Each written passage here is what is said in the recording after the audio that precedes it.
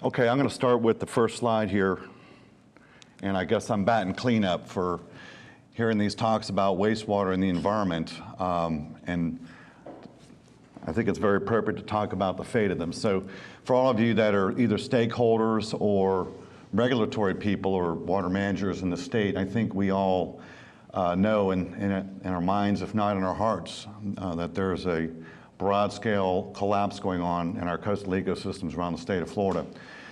Whether you live in Southwest Florida and have seen increased frequency and magnitude of red tides, or if you're a diver, you've been in diving the Florida Keys, recreating in the past and have noticed diopsid corals and large amounts of seaweeds overgrowing reefs, or whether you're from my neck of the woods, the Indian River Lagoon, and watch that system literally collapse in front of our eyes in the past several decades, in a really bad way in the past couple of years, with unprecedented die-offs of fish, die-offs of manatees.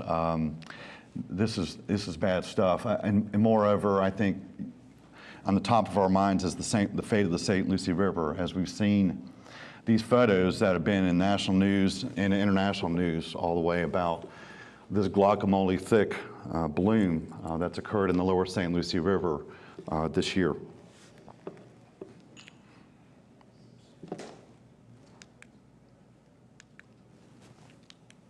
Okay, just, wherever you are in the state, you recognize that you're downstream from a major conveyance of land-based water discharges. This is the Port of Palm Beach, Peanut Island.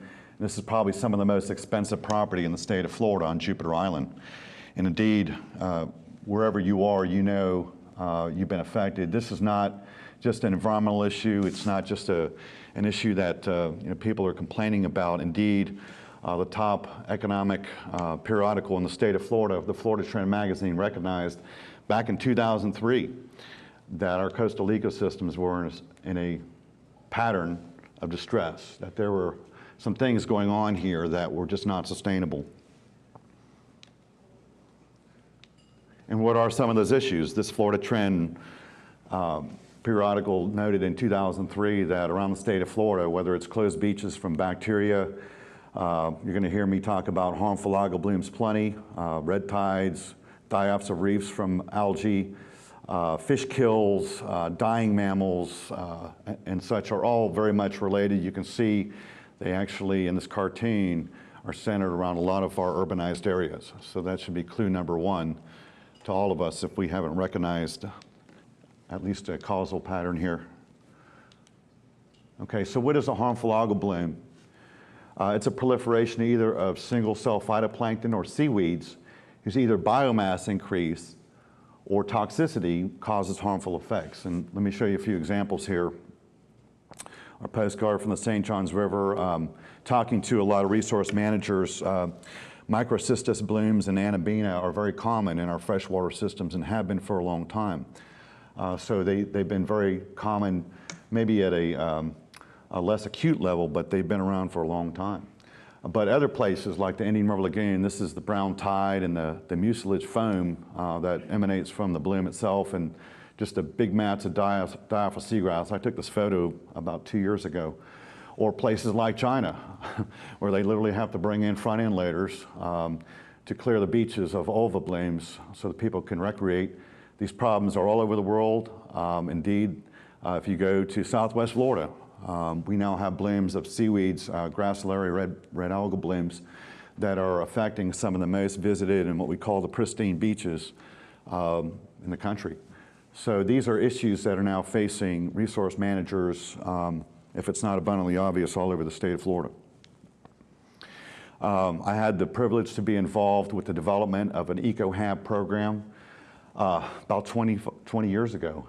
We recognized that there's been an increased incidence from the early 70s to more recently in the frequency, the diversity, and magnitude of these blooms, whether they're toxic blooms or seaweeds. Everywhere around the country, if you look at where the dominance of these blooms are, they tend to be, again, in urbanized areas. I'm going to talk a lot about seaweeds. We've heard a few comments Casey Fitzgerald talked about some of the algal blooms in the springs. We're going to speak to that a little bit. A lot of these pristine water bodies, they were the places that people came to Florida to recreate, to come see. These were our tourist attractions decades and decades ago. For most of us, it's a place we don't really want to go anymore. I did some sampling. I believe this is Salt Spring, and assayed some of these Lingbia blooms. These things cause swimmer's itch. They're toxic. They're not really indicative of a healthy water body. Spent a lot of time studying blooms in the Florida Keys in southeast Florida. This is a species called Caulerpa brachypus.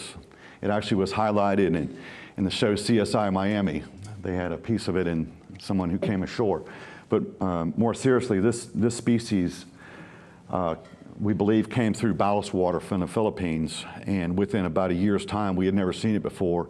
It literally covered the reefs and Palm Beaches like a kudzu. It came out of nowhere. So not only are these phytoplankton, toxic phytoplankton species that are either endemic or some of them are coming in as invasive species, they come in and they tend to dominate these coastal water bodies. Well, this is something that's not gone unrecognized at a national level. The National Academy of Sciences did a very thorough report called Clean Coastal Waters, recognizing the role of nutrient enrichment and its effect on coastal water bodies, the fish, everything about our coastal systems, as you've heard from every talk today, is being affected seriously by significant nutrient enrichment. Indeed, our colleagues in the academic world have recognized that nitrogen is a problem in ecosystems all around the planet. But indeed, it's these coastal water bodies. You're downstream from a major water conveyance system. You're going to deliver a lot of nutrients. And then also we know the places that we have the most urbanization in the country, and indeed the state of Florida, are usually right along the coast. So we have plenty of opportunities to deliver anthropogenic nitrogen and phosphorus to the coast. It's been alluded to, I think, in the first talk today about the population increase in the state of Florida. I think the number is actually 1.7 million people for the Indian River Lagoon system now. And I put this up here because it's obvious, you know, we all here in Florida know that whether your baseline is moving to Florida in 1990 or 1970, my family's been around a little bit longer, we know what's happened here.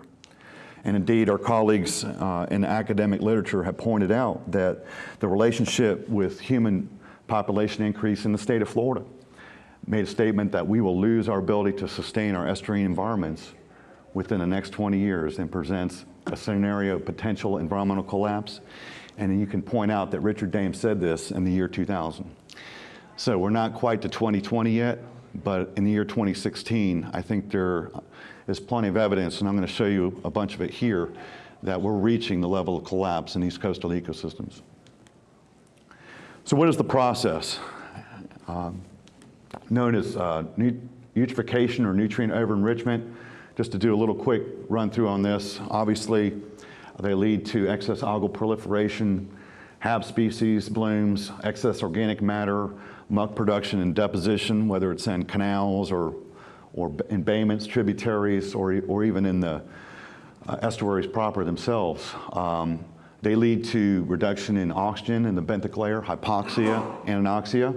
And once you remove the oxygen from the bottom, you lose seagrasses and you lose the associated fisheries. Turbidity is a result when you lose seagrasses. We've seen this in estuaries around the state where we've lost seagrasses, or places like Lake Okeechobee. When you lose the macrophytes on the bottom, you turn into a persistent, either biologically or physically turbidity-dominated water column. Many cases, our experts have said that it will not revert back in our lifetime unless we do something very drastic in affecting the inputs of these systems. I mentioned fisheries, bottom dwellers. We lose those and we notice those things, but also we need to recognize that many of these HAB species are toxic. There is pretty good evidence at this point that toxins associated with these HABs affect marine mammals. They cause tumors, they cause lesions. There's been direct evidence linking die-offs of manatees in the Indian River Lagoon to biotoxins that These algae don't have seagrasses left to eat, so they're eating macroalgae that have toxic phytoplankton associated with them. And in our analyses, we've traced these algal blooms back to wastewater entering the system. So we're at the point now where we can make direct source to sink linkages between nutrient loadings, sources of nutrients, die-off of animals, and ultimately human impacts. These mammals are being affected by the same toxins that will affect us if we're recreating in these systems. So what is it about nutrients? And I think we'll maybe field some questions later on, but whether you're in the Everglades or whether you're in a coastal ecosystem around the state of Florida, we know that all of these systems have very low thresholds for nutrient enrichment that end up supporting algal blooms. And in this plot, you can see that this concentration is very low, about 1 micromolar dissolved inorganic nitrogen and just a little bit more nitrogen. Nitrate tends to not be the dominant nutrient causing the blooms. It tends to be ammonium. So maybe one of the problems with our work in springs is that we're not even appreciating how much ammonium is coming in the system. And in many cases, it's not there in excess bioavailable concentrations in the water because it's already been taken up by the algae. So we may not even see this stuff and be able to detect it in the water before it causes a problem. So another example here on this plot here, this is showing maximum growth here at about 1 micromolar DIN. To put this in perspective, the Everglades for phosphorus is at a concentration about this level. So very low levels of nutrients that cause maximum growth in macroalgae, but also species like the red tide organism. Its half saturation constant is right in line with these other bloom species. So physiologically, we know that whether they're seaweeds or phytoplankton blooms, even the smaller size the algae is, it has a higher ability to take nutrients up. So let's talk about some of these obvious problems. I think being around Florida, we've all recognized that there's been red tides in the past. We know they've historically been an important part of our coast, periodically having bloom events. This is a little image from the east coast of Florida. We had a pretty bad bloom on the east coast in 2007 to the point where not only closed the beach, but it closed the bar. But again, we recognize these problems when we're on the beach, and they've been parodied in the media. So I think we all see, as I showed in the first slide, some of these blooms, and we kind of scratch our heads a little bit and say, is this really natural? And I'll speak to that a little bit here in this slide. There's been a lot of work by researchers in the west coast of Florida at Mote Marine Lab, USF, and the Florida Marine Research Institute looking at the initiation of blooms, and there's a lot of evidence that they're associated with oceanographic events offshore that initiate the blooms. But there is a lot of evidence, and this is all published now, showing that these blooms are 20 times more concentrated near the coast. And if you look at this map and just, to get a clue here, here's the Caloosahatchee discharge right here, and the high intensity of this red tide bloom. Here's Sarasota Bay. Indeed, a nice piece of work was done during this analysis of looking at these seaweed blooms and looking at sources supporting them. Indeed, the summary in this slide here was that these blooms were being supported by wastewater nitrogen using stable nitrogen isotope methods. And in one of the sampling events, they actually did assay the red tide down here near Lee County and showed that it was also being supported by sewage nitrogen. So although these bloom events may initiate offshore, they've historically come and gone, but we're seeing an increased frequency has been reported in this piece of work and an increasing magnitude and duration of these blooms that is unprecedented. I'm going to creep into Casey Fitzgerald's world a little bit here and talk about springs and cite some work by David Toth, one of their biogeochemists who's looked at sources of nutrients in the Wekiva River groundwater system, and also some work that I've done here in other spring systems. I think we mentioned Alexander Springs already. A very important point here, and that is it's very easy to estimate sources going into the system in terms of how many bags, how many tons of fertilizer are being applied. But it's very important that in the process of understanding what the ultimate fates are in the groundwater and also supporting these blooms that we appreciate, attenuation factors. For example, one of the findings that Casey Fitzgerald and I took out of the Urban Fertilizer Task Force was that with respect to nitrogen, about 90% of lawn fertilizer nitrogen is taken up very efficiently by the lawns, and that isn't so for phosphorus. So one of the things, and I want to give Mr. Fitzgerald a lot of credit up front, that one of the big achievements there was to pull phosphorus out of the urban fertilizer in the state of Florida, and we think that made a big difference over the scope of the state. But more importantly, again, when we think about sources of nitrogen, and in this system here, there are 55,000 septic tanks. And this is karst geology. We've heard some statements earlier about these areas being very sensitive. They're limestone. They don't even follow classic hydrogeology in terms of mobilization of nutrients through systems. In fact, they have kind of these crevices and fractures, so the stuff can go very quickly.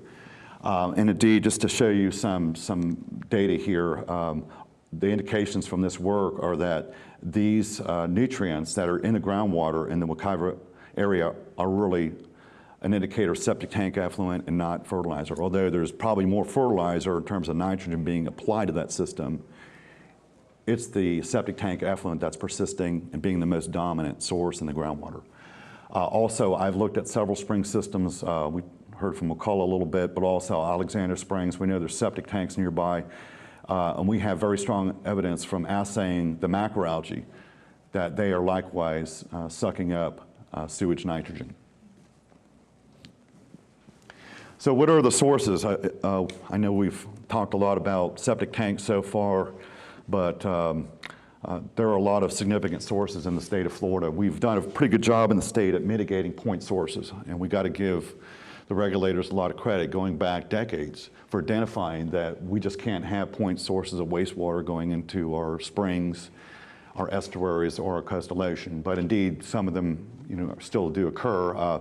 There are wet weather discharge permits for wastewater plants. We've had, during some severe monsoonal seasons in the Indian River Lagoon, we've had wastewater plants discharge 4 million gallons a day. We have some emergency reporting on this, but I believe that we've underestimated the amount of just sewage coming out of these plants that can't be processed when there's so much stormwater infiltration. We have these big rain events, so it's certainly an issue. Deep injection wells, I'm going to speak about them a little bit, but also ocean outfalls, and I've had the opportunity to be involved in the study on this. We'll talk a little bit more about that. But also the issue with septic tanks, we talked about these non-point sources tend to be more insidious, as Casey talked about, in terms of, you can attack one source, but then you can't say that, well, we dealt with, source X and we're good. We have to evaluate all of them and make sure we understand the magnitude of these inputs and also manage accordingly. So while we've dealt with point sources in a lot of areas, with exceptions, we now know that the challenge really is in the area of non-point sources here in the state. Again, to touch on the issue of fertilizer, and again, I want to give props to that fertilizer task force in the Department of Ag and Consumer Services for moving forward with a urban turf fertilizer rule that literally pulled phosphorus out of our urban turf formulation in the state, mandated 50% slow release of nitrogen, and also gave applicators guidelines for rates. If you put too much fertilizer on, you can't expect that the lawn is going to intercept all that. But also, there has been mandate to have commercial fertilizer applicators have an online, a license from an online course. It's in Spanish as well as English, so everybody is expected to understand the problems with improper fertilizer application and the consequences of it. Many coastal and counties and cities have done local ordinances to create rainy season blackouts. The DEP produced a very good model ordinance as a skeleton. It's important for local communities to strengthen that model and put some teeth into it, and as they've done in many cases. I think the University of Florida has done a pretty good job, as well as the state, on doing some BMP education with respect to fertilizers in the urban environment. Okay, well, obviously, urban fertilizer isn't the end-all on the fertilizer issue. We know that agriculture fertilizer and operations contribute a more significant amount of loading to our water bodies. But again, we want to give them some credit for instituting best management practice manuals for everything from cow-calf operations, sod, citrus. Indeed, it's very critical that these BMP programs match up with what are the mandates for what the state expects for total maximum daily load reductions. It is where the steel hits the grindstone. And our ability to get these systems back in order will be a reflection of our ability to enact these programs and then hopefully see some responses. Good example is in this upper Kissimmee Everglades system here. Includes the Caloosahatchee in the eastern St. Lucie watershed. And about 2 million acres of ag production.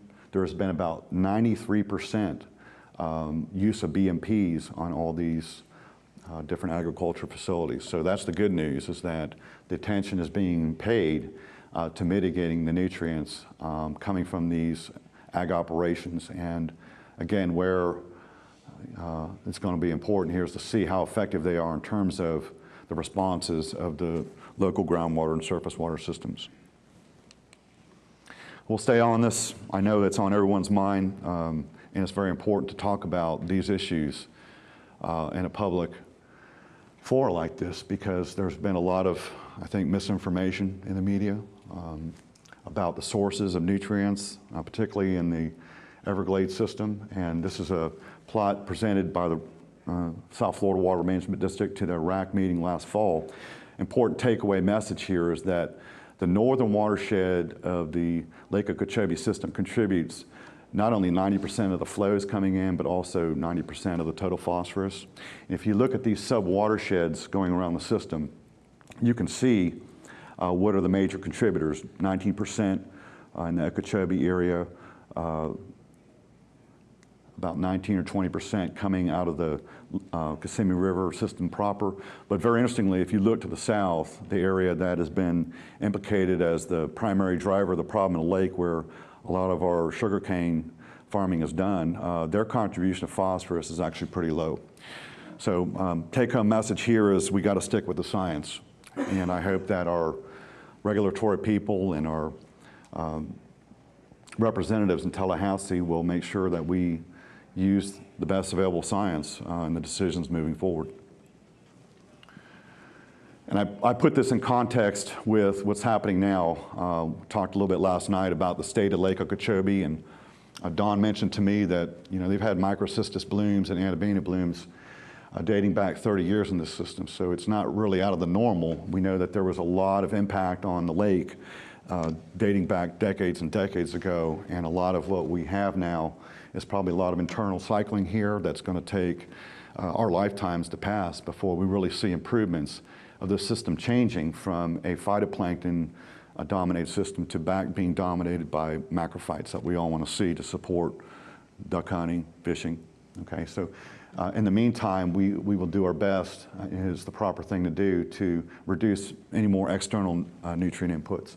But I'll talk about Lake Okeechobee in context with what everyone wants to hear about, and that is the St. Lucie River estuary. And I want to point out a few information points here, and that is, this is the Martin County area, and in the brown you can see the neighborhoods that are on septic tanks. I believe this is St. Lucie County to the north, so the northern fork of the St. Lucie estuary dominated by septic tanks. And this is the Florida Department of Health, I can't read it, water management inventory. They've done a very good job at evaluating wastewater practices around the state, and have really done a good job at depicting it. Some take-home messages here are that the freshwater discharges, and this is work that's come out, and there's been some recent work to support this, and that is very high in certain nutrients, turbidity, coliforms, low salinity. But in this C44 system coming from Lake Okeechobee, this system is not contributing the most reactive form of nutrients that support algal blooms. And the evidence suggests that the ammonium and the phosphate, the major contributors, are coming from the North Fork of the St. Lucie estuary here. 600% more phosphorus coming from the North Fork. And we believe that's being contributed by wastewater and not agricultural sources. Some evidence to support that are that the microcystis blooms in the Stewart area were assayed using stable nitrogen isotopes, and these values, very high values, plus 8.6, were consistent that these blooms, where the real thick microcystis blooms were occurring, were being supported by sewage nitrogen and not a more diffuse source.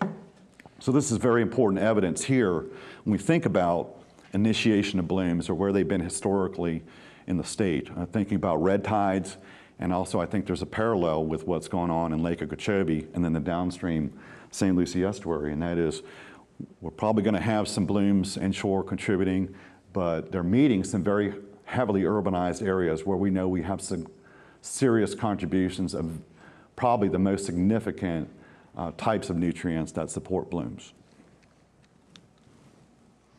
Indeed, the South Florida Water Management District passed a resolution on the 14th of July recognizing that stopping lake releases and storing water is not enough to solve the water quality problem and algal bloom problems in the St. Lucie River.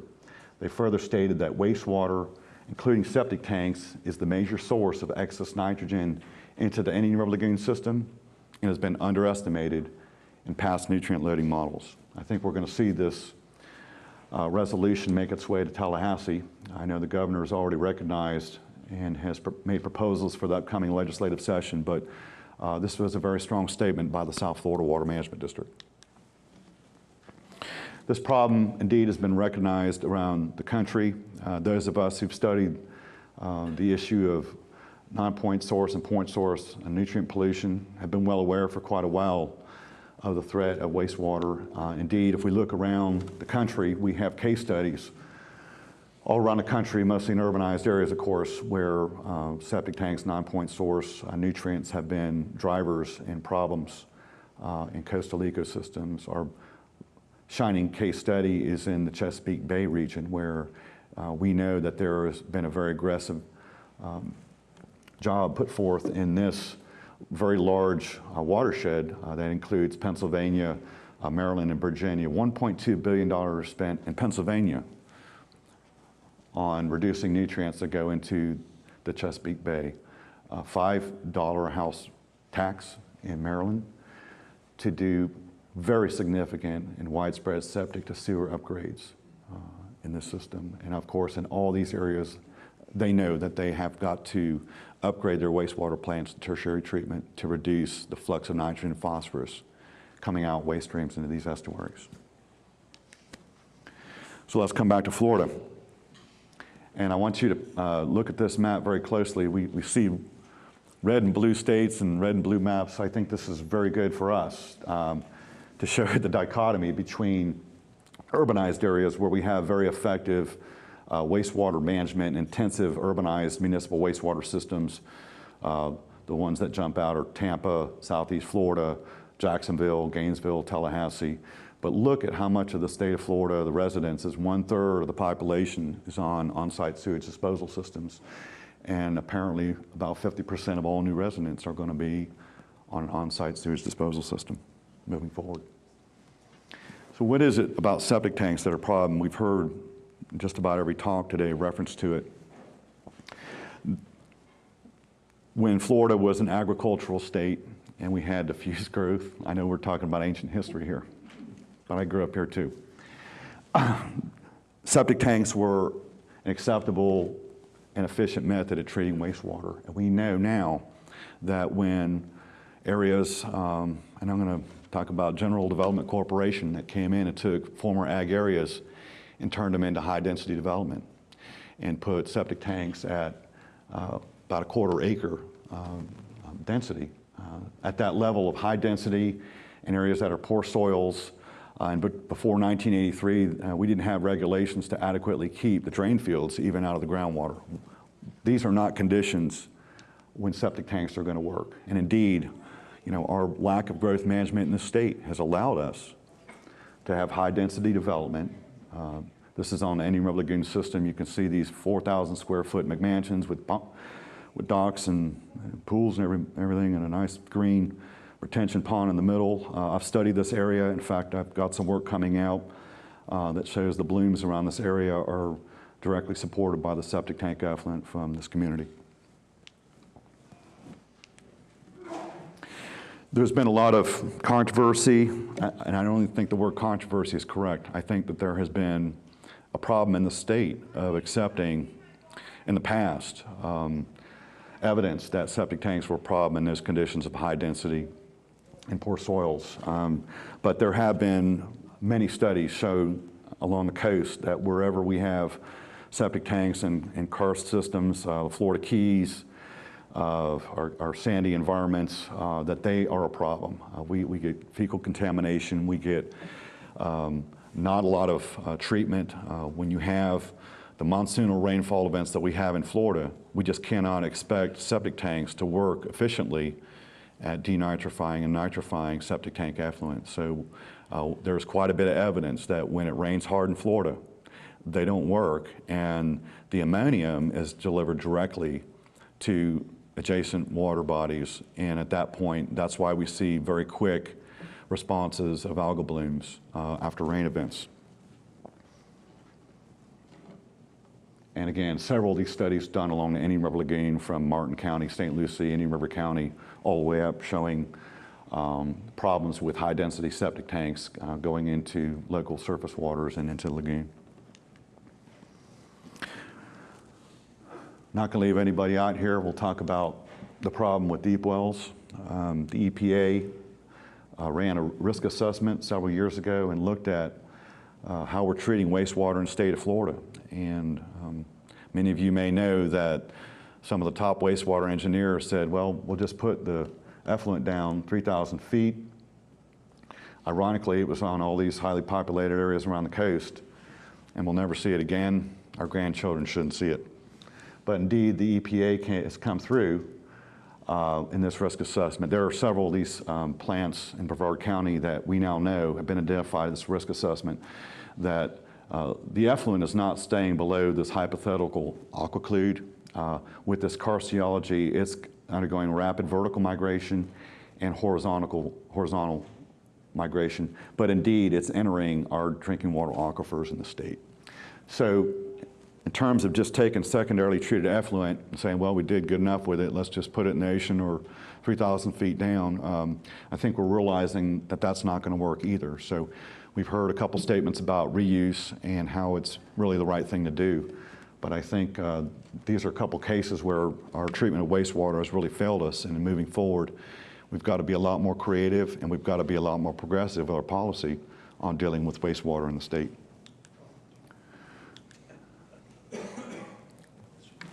Going back to our map, I'm going to present some case studies now. It's easy to talk about these things at 3,000 feet and talk about theory and some studies, but let's look at some case studies. And again, I think it's pretty instructive here to compare some of these areas like Tampa that have been very urbanized and have been very aggressive at treating wastewater. We had an excellent talk here last year by Tony Janicki, who talked about how in the late 1970s, they converted all the wastewater plants around Tampa Bay to tertiary treatment. I'm going to show you some results, but this is a national success story here. Sarasota Bay likewise has been very aggressive with dealing with wastewater. Again, I want you to look at these wastewater uses around the state as we match them up with what's going on with these ecosystems. The Florida Keys, we don't see a lot of wastewater treatment there. And many of you know about the fate of the system. I'll talk about it specifically. And ironically, we have a lot of municipal treatment on the southeast coast of Florida. The problem there is that this area is so built out and so urbanized, there really aren't a lot of opportunities for reuse. We'll talk about the consequences there. And then finally, I'm going to talk about the Indian River Lagoon. And I want you all to start with this image here and compare what's been done in Tampa Bay and look at how much municipal wastewater treatment there is here. This is the largest and most urbanized estuary in the state of Florida. The Indian River Lagoon, on the other hand, we've had much less wastewater treatment here with municipal systems, and a larger reliance. I believe 40% of the residences in this system are on on-site sewage disposal systems. In fact, we're going to get to the end here. That big red blob is Palm Bay, Florida. So let's talk about a little bit about what Tony talked to us about last year, and that is the success story of when they knew and recognized that they need to deal with wastewater nitrogen back in the late 70s, passed the Grizzle-Fig Act, and by 1981 they had removed 90% of the nitrogen from wastewater treatment entering Tampa Bay. And if you look at this plot here, that decreased the loading into Tampa Bay by almost 60%, nitrogen load like that, by aggressively converting those wastewater plants to tertiary treatment. And one of the measures in terms of success when we consider these estuaries is the fate of the seagrasses. And some of the data that Tony published in this report, but I'm going to show you a little bit more here, was that the seagrasses have come back in the system to levels, and this is the latest data he showed last year, exceeding the seagrass coverage in Tampa Bay in 1950. So all around the world and in the academic world, we see Tampa Bay as a glaring national success story for restoration of an estuary. Coming south to the Sarasota Bay system, they also recognized that reducing nitrogen and phosphorus entering the environment was a key to restoring the Sarasota Bay system. It's seen recovery in seagrasses. They also had very aggressive conversion of secondarily treated wastewater plants to advanced wastewater treatment. But I also want to point out here that they didn't leave well enough alone. They were some of the first ones. I think I was at a meeting in Longboat Key in 2008 when they said, you know, we're going to deal with every non-point source we got here. They were the first city and the first county to enact fertilizer ordinances in the state, but also they have gone forth with a very aggressive neighborhood by neighborhood septic to sewer replacement program in this unincorporated area of Sarasota County. In this area, there are 15,000 septic tanks that are slated. Some have been removed already, and others, as you can see here, are slated to be removed in the future, neighborhood by neighborhood. The base flow of water going into these on-site sewage disposal systems here in this area is about 3 million gallons per day. So any of these people who are coming out and saying, well, septic tank effluent only moves a foot a year, not a problem. Well, when you force that much water, okay, into these sandy soils at elevation, and there's a creek bed that's going into an estuary, these are just not wastewater management practices that are consistent with restoring an estuary. The successes of Tampa Bay have, I believe, that the state of Florida has removed, if I'm correct, Sarasota Bay from the impaired waters list, and that's another success story. Coming down to the Keys, again, many of us, you know, recognize the Keys for what it was. This is the third largest coral reef tract on the planet. It was known historically for these large formations of elkhorn coral. I got to dive on them when I was a child, learned my coral reef and fish taxonomy on these reefs. But we all know, again, not a lot of municipal wastewater treatment here, and by the late 1990s, we were left with coral rubble and algal blooms. And indeed, we had some guidance and some studies done showing the couplings between on-site sewage disposal systems into groundwater and very rapid migration of effluent from these systems into coastal waters.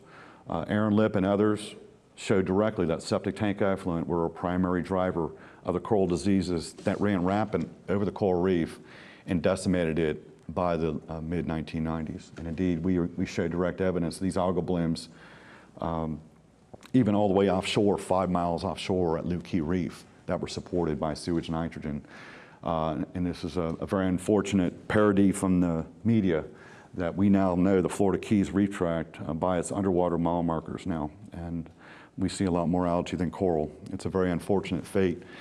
Hopefully, we've done the right thing down there by going with very aggressive septic to sewer hookup of 76,000 on-site sewage disposal systems with 12 major projects. You think about challenges in places like springs or estuaries. Try cleaning up cesspits, 100 years of wastewater history on a karst limestone island, okay? Try digging a ditch to put a wastewater line through there.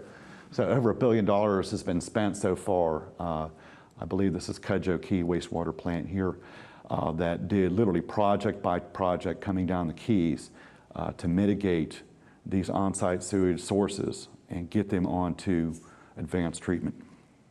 Hopefully we'll see a response in the future. I don't know how long it'll take, but the lives of some of these corals are tens to hundreds of years, so the response of the ecosystem may not be what it could be in other systems. Moving up the coast, again, we felt pretty strongly that wastewater treatment was the right thing to do here, but unfortunately when you put 400 million gallons a day of secondarily treated effluent out onto the reef, as I mentioned, seaweed blooms running rampant over the reefs.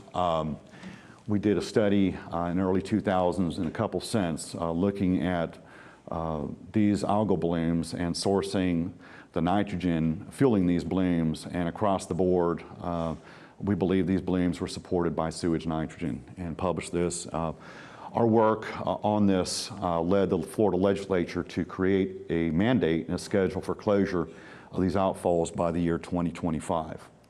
And I believe the Delray outfall has already been shut down. But these provide excellent case studies for the responses of these ecosystems when we endeavor to adequately deal with wastewater in the coastal ecosystems. Let's move up to the Indian River Lagoon. As I mentioned, we got kind of a mixed bag here of wastewater treatment. In some of the more urbanized areas like Melbourne, Titusville, Palm Bay, they have municipal wastewater treatment systems.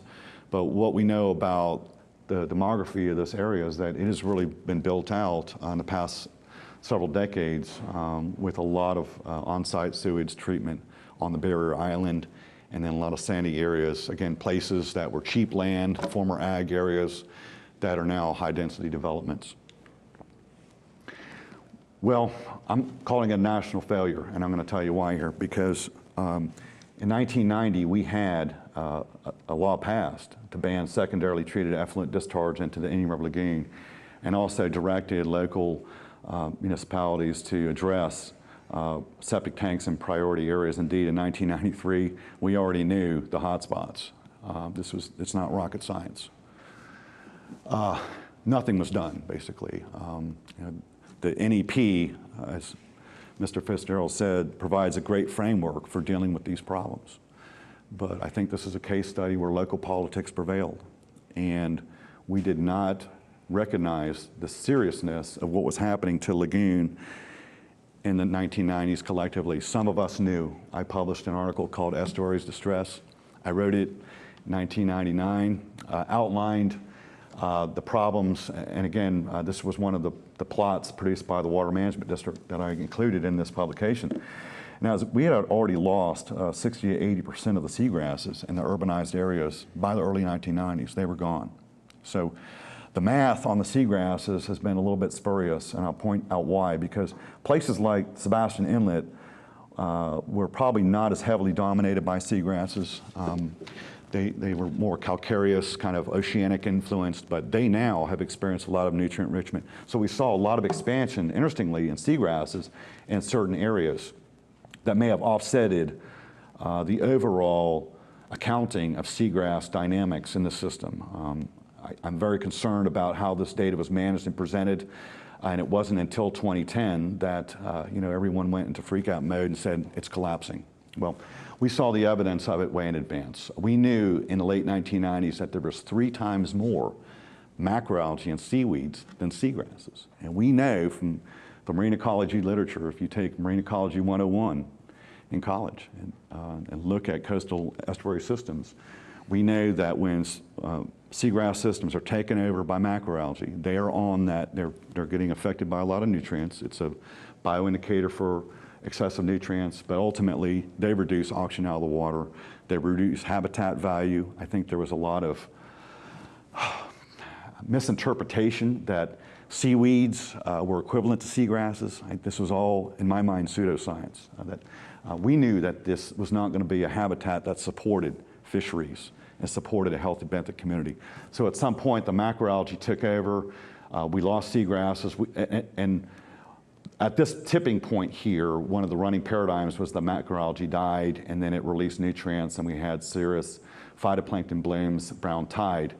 But there was no doubt that on that enrichment direction we were going, we were moving from healthy seagrasses to macroalgae, and then ultimately to a phytoplankton-dominated system, not unlike Lake Okeechobee or Lake Apopka. We were on that road in the 1990s. So ultimately, by 2013, the blooms, the die-off of manatees, in this spring, it was international news, the scope of our fish kill in this system.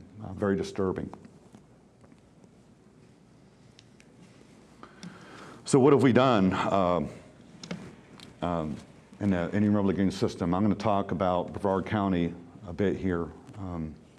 But in the southern part of the system, a lot of attention has been given to the role of lake discharges and nutrient loads. And Martin County and St. Lucie County have both been very aggressive about, I think the right word is owning up to their urban problems and their wastewater problems, and being very, very aggressive about septic to sewer upgrades. Brevard County has had a really poor history of dealing with its wastewater problems. They are $160 million behind in wastewater upgrades just in the county areas, and that doesn't include the municipal areas of Palm Bay, Melbourne, Titusville, and cities that we know, when it rains, it flows, and they're discharging from their wastewater plants. Their infrastructure is leaky. We'll talk a little bit more about specifically some of these issues here.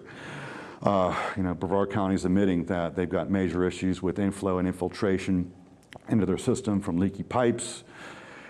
They've got lift stations that are routinely failing, force mains that need to be replaced. They're spending $1 million a year on leaky wastewater lines. And they've stated right here, we've got to deal with these things, and there's a lot of money that needs to be invested in this. Specifically in the South Beaches, and I'm going to show some data from a study I did there previously. The South Beaches wastewater plant is $30 million behind in wastewater treatment upgrades, and this is one of the places where there is a deep well. I believe they've noted vertical migration in the system also. But we know that this plant has a golf course next door, and during wet weather events is discharging a lot of sewage also. So some very significant infrastructure needs in the Indian River Lagoon region on the municipal wastewater side, and that's without dealing with on-site sewage disposal systems, which I'll address next.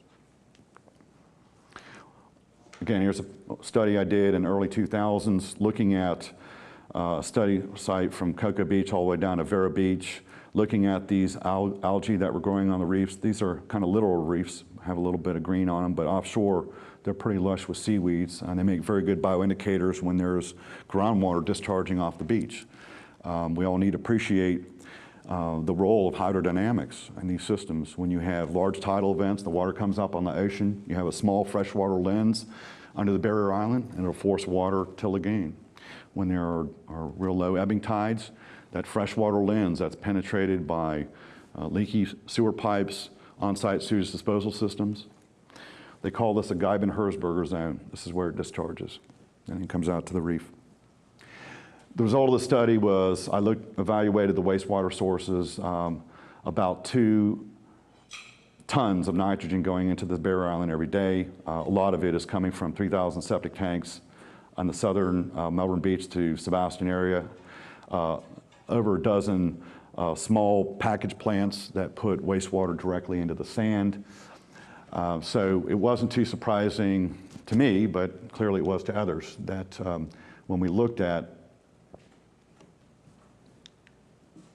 the sources of nitrogen, it was a dead up indicator from these algal blooms that we were seeing a lot of sewage nitrogen supporting, and the major source supporting algae on those reefs right offshore the barrier island from Cocoa Beach down to Vera Beach.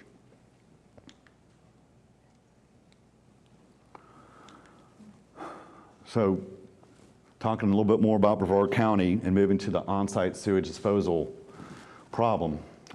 Again, they knew it was a problem in 1993. We've seen a recent proposal just this week by Brevard County to address its wastewater problems. And you're not going to be able to see these wells, so I'll try to read some of these numbers. But in the southern Brevard area, right here, there are about 38,000 septic tanks in the system. And you can see the little GIS map here of the residences that they felt were the ones that need to be dealt with and identified. This system is this is the Palm Bay area right here in the purple, and you can see it on this other map here in the green, largely on septic tanks with city water. 300 miles of conveyance canals that go into Turkey Creek. This is one of our hot spots. We know the urbanized portion lagoon is very much a dead zone. Unfortunately, the county has only proposed that we address 600 septic tanks in this whole region here. There are 3,000 septic tanks on this Barile Island. And we not only have a problem with the ones right on the lagoon, but I have published peer-reviewed evidence that these other systems on this Barile Island, probably all the way up to the beach, are discharging out on these reefs. So in summary, this is not going to do it. I give them credit for admitting they got a problem now after 25 years of letting this go, but this has got to be addressed in a more better policy manner like was done in Sarasota. They have got to admit their problem and go after it. Here's some evidence for those that aren't convinced we have a problem in Indian River Lagoon with sewage sources. Piece of work by Brian LaPointe colleagues, and I have some subsequent evidence that's coming out soon showing the dominance of sewage fueling these blooms in this system here, which includes the phytoplankton blooms, the brown tides. These are assays of the seaweeds in this system. So I'm going to conclude with some summaries here. And I hope I've made the case to you here today that septic to sewer conversion and upgrades are critical in sensitive watersheds. Casey did a nice job about talking about the state's initiatives in spring systems. But we're going to have to be aggressive in these coastal systems and follow the success stories of the west coast of Florida. Just as was done in the Chesapeake Bay region, there's no reason why we shouldn't have our wastewater plants upgraded to tertiary treatment to achieve the highest level of removal of nitrogen and phosphorus before effluents go into our groundwaters and coastal environments. These collection systems, they have got to stay up to speed with them. When you are $250,000 behind in your infrastructure system for wastewater, there's something really wrong there. There's something that's been avoided for a long time. We've got to get up to speed on those. Also, the injection wells, I think we've done a pretty good job mandating those, but for any future injection well use, I think it's at least an immediate term to treat it to advanced wastewater treatment before it goes in the ground.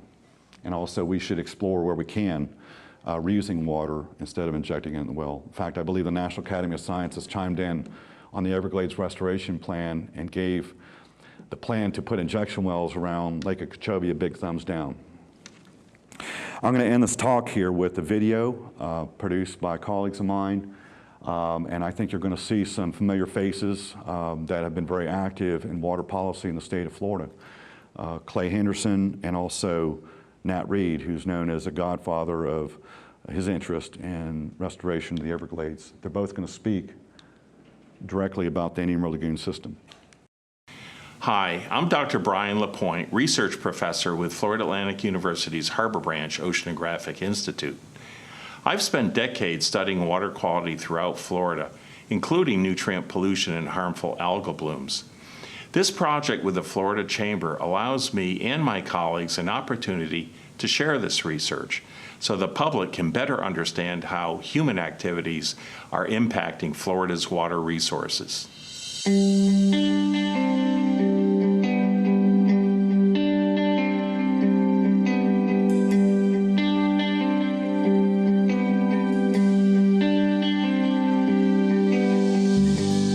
This county and all throughout Central Florida, there was a huge growth spurt in the 70s and the 80s, And by the mid-1980s, we were already beginning to see significant water quality declines throughout the lagoon.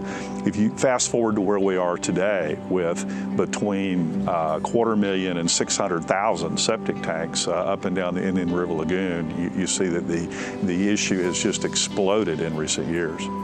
Up and down the Indian River Lagoon Basin, you have an old network of agricultural canals that's slowly transforming to suburbia. And as that occurs, a lot of those new homes are sitting in this network of ag canals that form literally like a street grid of waterways, which eventually discharge to the Indian River Lagoon.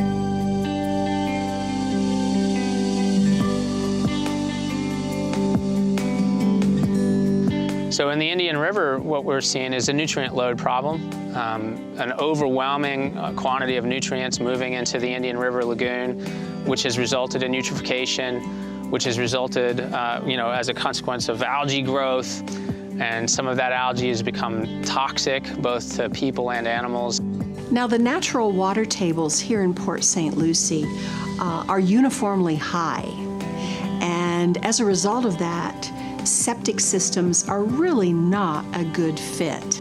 Septic tanks are not designed to keep pollutants out of pristine water bodies like the Indian River Lagoon. The agencies need to identify the areas where septic tanks are causing pollution to the lagoon, and we need to focus our efforts on conversion of those areas into advanced wastewater treatment.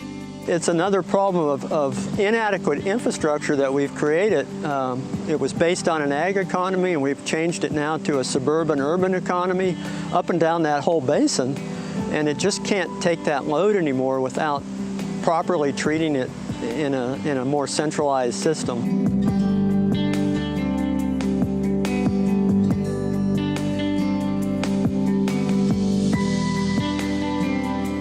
You have to pay to have a clean Indian River. And that fact is just beginning to resonate. And again, it's changed. Why? And you have to have good science to explain the whys. The one common denominator we know we all have is that we have old septic tanks that line the Indian River Lagoon from here in Martin County all the way up to Volusia. We already know, because we've done other neighborhoods, it's doable, and once it's done, everybody says, why didn't we do this years ago?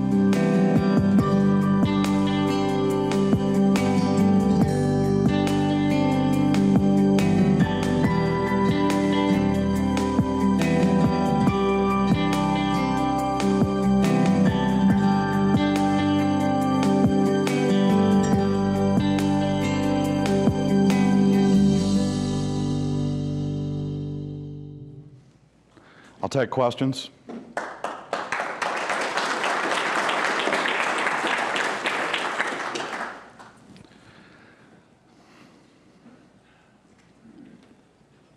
Come on, we'll still let you.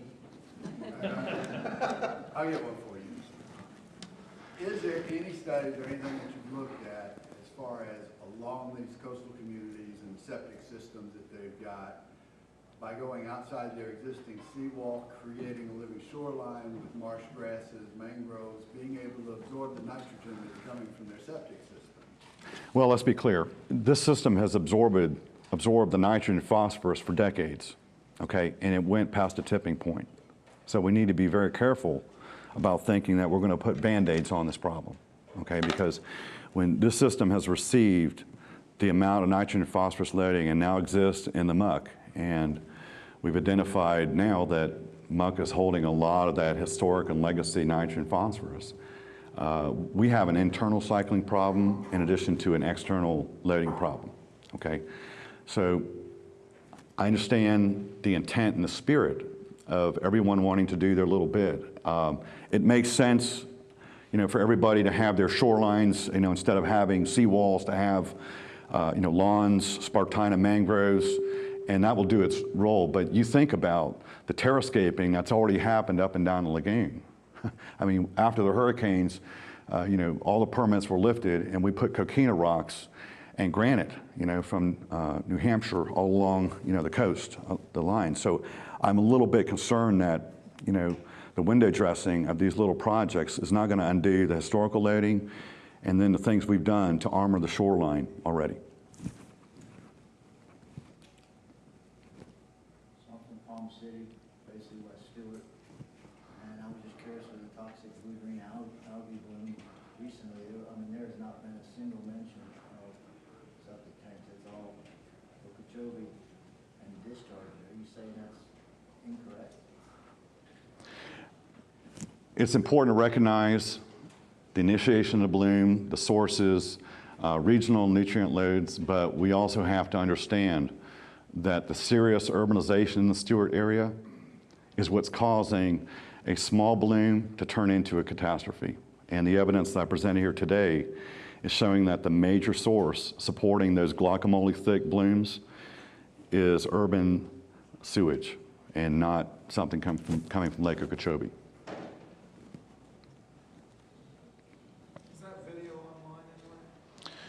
This was the premiere today. So at some point, you'll be able to see it. Where would we go to see it? I'll tell you what, keep in touch with John Hitchcock, and at some point, I will make sure it's available to him, and then you may be able to either download it or just view it from a hyperlink. And that's all I can give you for right now. It was just approved for me to use in the last couple of days. Is Jupiter Island on septic? Nat Reed should have answered that for you, but I'm not even allowed on that island, so I can hardly even get out there to sample. It's a little lesson in Florida demographics. Maybe we need to pan into the Florida Department of Health map to answer your question.